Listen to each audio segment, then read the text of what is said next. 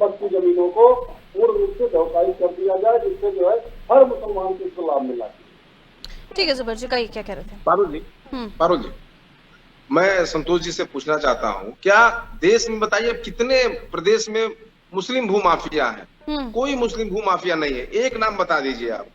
संतोष जी, मुसलमान किस कंडीशन में जी रहा है अपने मेहनत और बदौलत, और सरकार हर समय। सुनिए ना, ये बातें इसलिए भी हो रही हैं क्योंकि जो दावे हुए ना गांव का गांव वक्फ बोर्ड का, राम मंदिर, ये अपना जहाँ महाकुंभ हो रहा वो जमीन वक्फ की, तो ये चीजें इसलिए भी तो आई थी ना। सर्वे होने दीजिए, सामने आ जाएगा। सर्वे होने दीजिए, हर चीज का सामना होगा। मैं फिर से कह रहा हूँ कि सर्वे होने दीजिए, सामने आएगा। और निश्चित सुप्रीम कोर्ट का इस समय का निर्णय देश में अमन चैन बहाली के लिए मजबूत कर रहा है, और सरकार को एक आईना दिखाया गया है कि देश में राजनीति तुष्टीकरण की नहीं चल सकती। हमें सुप्रीम कोर्ट पे पूरा भरोसा है कि देश में अमन चैन बहाल रखेगी, क्योंकि सरकार नहीं चाहती ऐन चुनाव, जब चुनाव होते हैं ऐसे मुस्लिम तुष्टीकरण की जो बयानें आती हैं, जो मुद्दे आते हैं, चुनाव के समय निकाला जाता है। कई जमीनें हैं जो हिंदुओं की हैं और उस पर वक्फ ने दावा किया हुआ है, भले ही उसको लेकर विवाद हो, तो ऐसी स्थिति में आप क्या करेंगे? इसे किसकी जीत बताएंगे?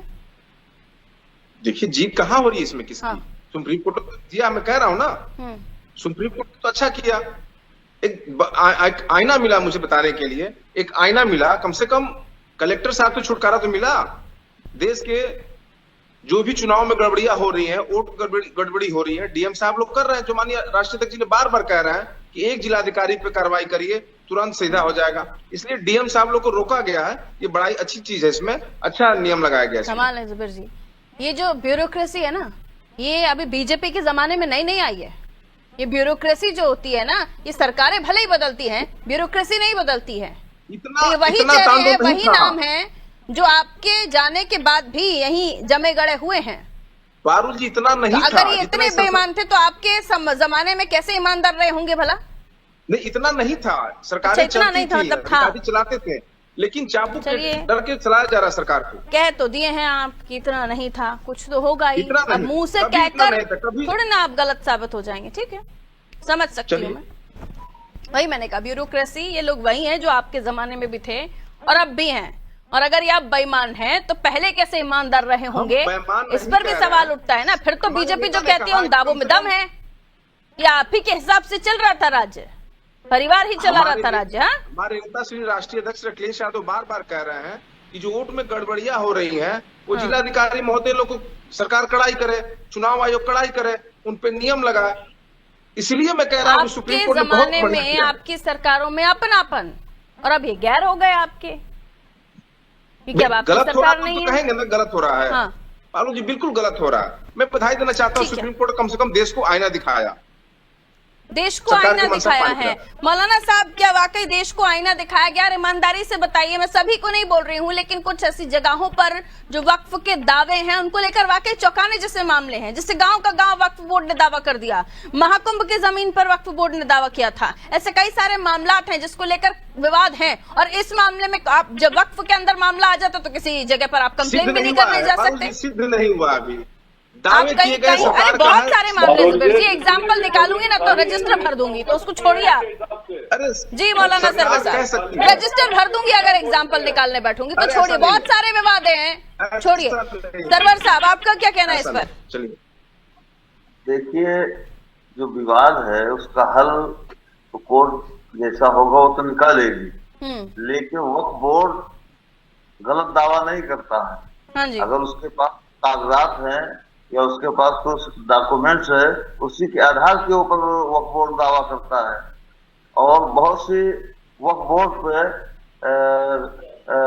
गैर मुस्लिम समाज की तरफ से दावे हो रहे हैं।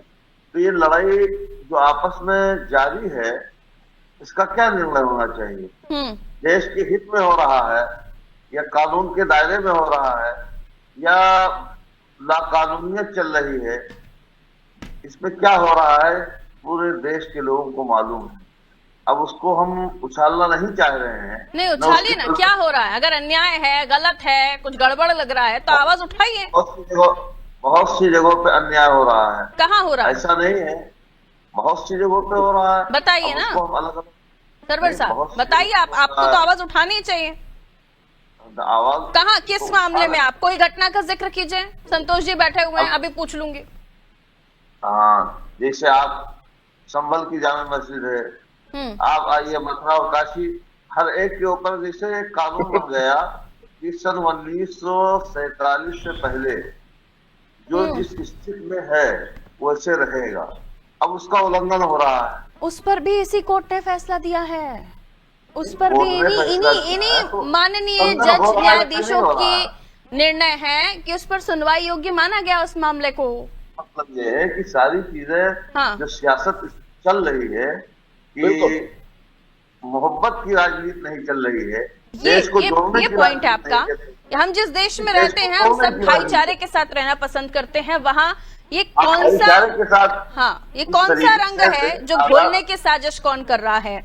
इसलिए मैं कह रही हूँ कि समुदाय विशेष की राजनीति जो उत्तर प्रदेश में हो रही है ना सरवर साहब, उसके खिलाफ भी आवाज उठाइए।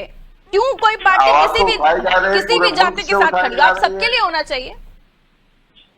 सबके लिए आवाज तो उठाई जा रही है। आप लोग सब लोग जानते हैं, उसको छुपाया नहीं जाता। साफ साफ जानते हैं कि कौन नहीं। मेरा सवाल आप समझे नहीं। मैंने इसलिए कहा कि जो जाति वाली राजनीति कर रहे हैं ना, उन्हें आप आईना दिखा दीजिए। आप हम सबसे उम्र में बड़े बैठे हुए हैं, आप आईना दिखा दीजिए।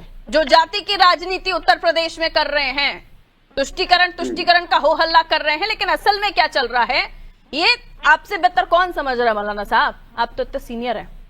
संतोष जी, वाइंड अप करूंगी आपके कमेंट के साथ, कहिए। तो ये पारुल जी सबसे बड़ी चीज है कि आज भी मौलाना लोग ठगे जा रहे हैं, और जहाँ ये जा रहे हैं वहाँ ठगने का इनका पूरा प्लान बन चुका है। ये मतलब परिवार डेवलपमेंट अथॉरिटी, और ये सिर्फ जो है पीडीए के नाम पे या अखिलेश यादव इनको फिर ठगने जा रहे हैं, और इनको ठग रहे हैं शुरू से, आज से नहीं, शुरू से ठगे जा रहे हैं, और जिसके कारण गरीबी, लाचारी, भुखमरी के शिकार हैं। इसी कारण जो है ये अपराध की दुनिया में कदम रखते हैं, क्योंकि इनको रोजगार नहीं मिलता, इनकी व्यवस्था नहीं मिलती। और अखिलेश यादव को भली बात पता है कि अगर ये शिक्षित हो जाएंगे, इनको रोजगार की व्यवस्था हो जाएगी, इनको सही शासन मिल जाएगा, सही लोग इनको सही दिशा में ले जाएंगे, तो ये पीडीए नहीं चल पाएगा। इसीलिए वो पीडीए बना के इनको ठगने का काम कर रहे हैं। और अगर इन लोगों से मेरी फिर एक बार गुजारिश है कि ये लोग पुनः माननीय मोदी जी के नेतृत्व में, योगी जी के नेतृत्व में अपनी आस्था व्यक्त करें, और इस उत्तर प्रदेश और इस देश में अमन चैन के साथ रहें, तो इसका स्वागत है। चलिए, बहुत बहुत शुक्रिया आप सभी का हमारे साथ चर्चा में जुड़ने के लिए। तो कोर्ट ने वक्फ संशोधन कानून की धाराओं पर रोक लगा दी है, स्टे लगा दिया है, और राज्यों को कहा गया, सरकारों को कहा गया, माफ कीजिए, कि इस पर जो स्टेट्स हैं वो भी इस पर सही तरीके से कोई ऐसा नियम दे जिस पर कोर्ट को आपत्ति ना हो। जिसके बाद फिलहाल तो इस पर रोक लगा दी गई है। लेकिन ये जो 3 बिंदु हैं, ये बहुत महत्वपूर्ण बिंदु हैं जिन पर लगातार अब देश में चर्चा हो रही है। इसको लेकर जो लेकिन इल्जामात लगाए जा रहे हैं, जैसे कि मैंने कहा आपसे कि मोदी विरोधी कहा गया, ऐसे ये भी कहा गया मोदी विरोधी कोर्ट ने फैसला दिया है, ये कहा गया सपा की तरफ से। वहीं आप भारतीय जनता पार्टी के ऊपर जो ब्लेम लगाए जा रहे हैं उनको सुनिए, तो साजिश पर लगाम लगा दिए कोर्ट ने। किस तरह की टिप्पणियां हो रही हैं? ये कोर्ट का फैसला है जो सर्वमान्य है, सभी को स्वीकार करना होगा। इस पर को खात्मा नहीं किया है कोर्ट ने, इस पर स्टे लगाया है और इस पर नए तरीके से नियम बनाने के लिए कहा गया है। लेकिन इस पर बल्ले बल्ले किसकी हो रही है? बल्ले बल्ले उन लोगों की हो रही है जिन्हें लगता है कि उन्होंने सारी चीजों पे विजय हासिल कर ली। नहीं, अगर अभी भी आप कुछ ऐसी गलती कर रहे हैं, आप किसी की जमीन कब्जाने के सोच रहे हैं, आप सोच रहे हैं कि कुछ गलत कर जाएंगे, जो वक्फ में जो मासूमों के लिए पैसा आता है, उनके देखरेख के लिए आता है, उनकी केयर के लिए आता है, वहां आप कोई गड़बड़ी कर रहे हैं तो बचेंगे नहीं, क्योंकि लॉ एंड ऑर्डर अभी भी सलामत है। रखिए अपना ख्याल, दीजिए मुझे इजाजत, नमस्कार।